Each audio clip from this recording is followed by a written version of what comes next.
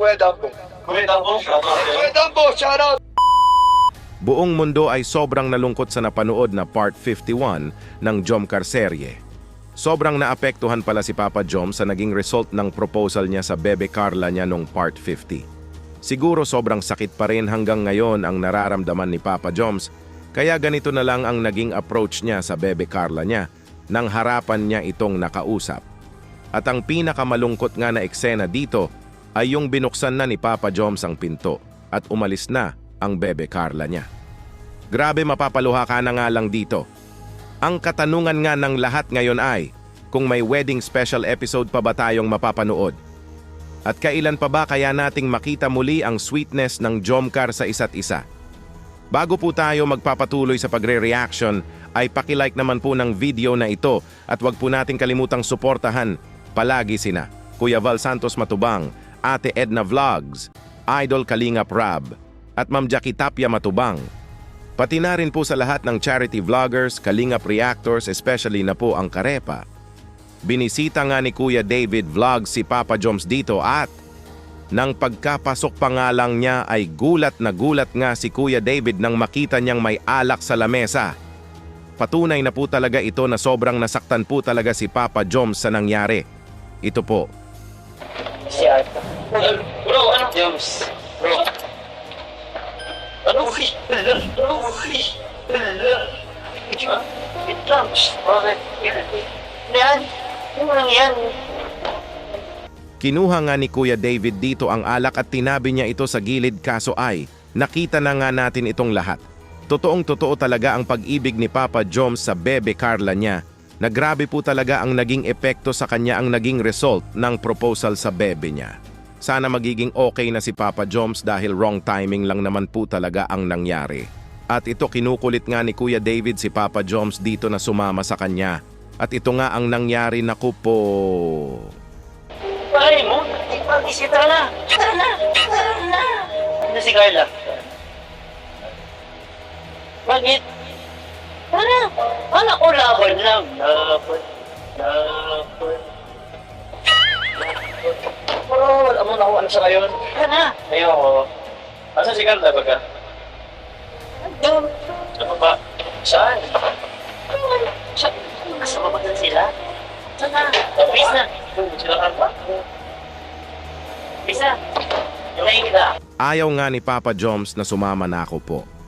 Kahit sinabihan na ni Kuya David na andyan ang Bebe Carla nito, grabe talaga ang sakit na nararamdaman sa puso ni Papa Joms dito. Iba talaga pag true love, it hurts very much. Napasabi na nga lang si Kuya David dito ng, laban lang. Yes, Papa Joms, laban ka laang. Hala, at ito, sabi ni Papa Joms wala na daw Jomcar. Naku po, eto po.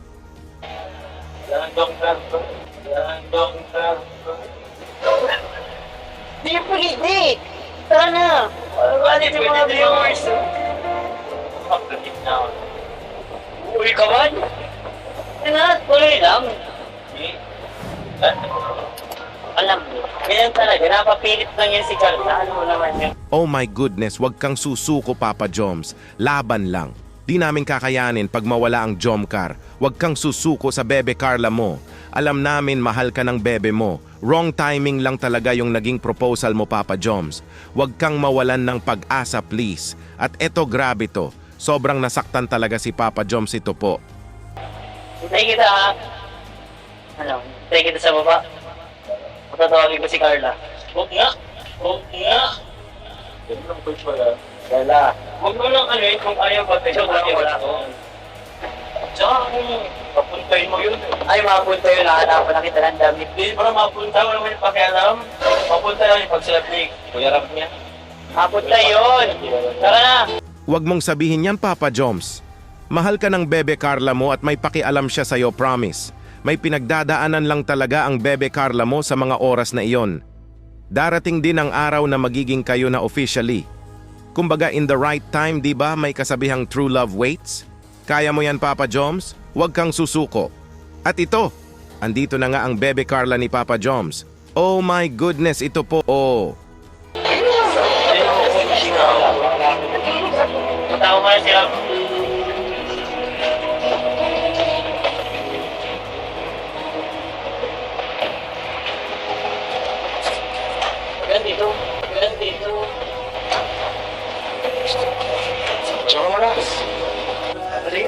Pasok ka man. Pasok po.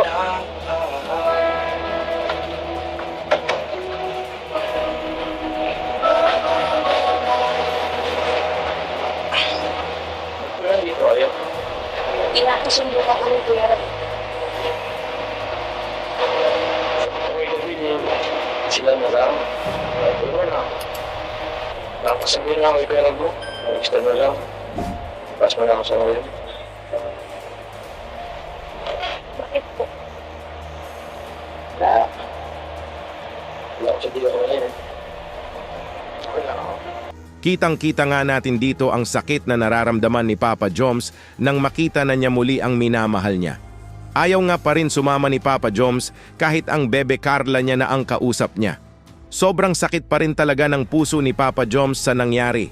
Pero kitang-kita naman po natin na mahal po talaga ni Carla ang bebe niya kasi pinuntahan talaga niya ito. Kumbaga wrong timing lang talaga yon, Papa Joms. Mahal ka ng bebe Carla mo, Papa Joms. At ito pa po ang pinag-usapan ng Jomcar ito po. Hindi na naman magtuwid yan. Sure po ka hindi kasi sa akin. Delete ka po ba sa akin? Delete ka po ba sa akin? So, wala galo. Wala naman wala naman parang magalit sa'yo. Hindi naman tayo. At wala naman tayo. Wala naman personal ng feelings, di ba? So, hindi na naman sa akin ngayon. Wala naman dito para sa akin. Para sa kanila. Ba't ka ngayon? Sige nga po, nakaraan lang naman po. Parang, Isa, wala ka na. Ito nila sila. Wala mo. Napatanong na nga dito si Carla sa bebe Joms niya nang. Galit ba daw ang bebe Joms niya sa kanya?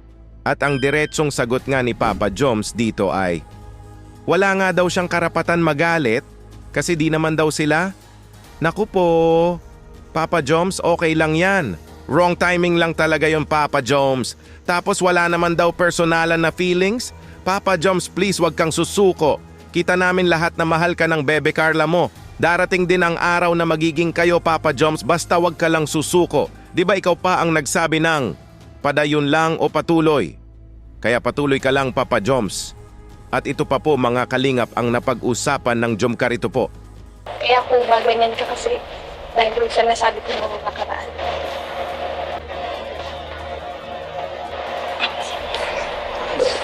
Sorry na po. Sorry na kasi pagod lang naman ako. Tsaka dami ko rin po iniisip. Wala naman yun. Naintindihan ko naman na ayaw mo pa. Hindi ka siguro hindi. Siguro talaga wala akong gana sa ngayon. Pero wala araw na naman ito. Magiging okay lang naman ako ngayon. So yun talaga, wala pa talaga sa diwa ako. Nagsorry na nga dito si Carla sa bebe Joms niya. Ang dami nga daw na iniisip ni Carla sa oras na iyon. Kaya Papa Joms, it's clear na po ito na mahal ka ng bebe Carla mo. It's 100% na sasagutin ka ng bebe Carla mo, Papa Joms, in the right time. Kaya padayon lang, patuloy lang, wag kang susuko, Papa Joms. At ito mga ka-Jomcar, mga kalingap, ang nakakaluha na eksena, sana makita pa natin sila muli na maging sweet sa isa't isa, na magiging okay na ang lahat. Papa Joms at Carla, sana wag kayo bibitaw sa isa't isa.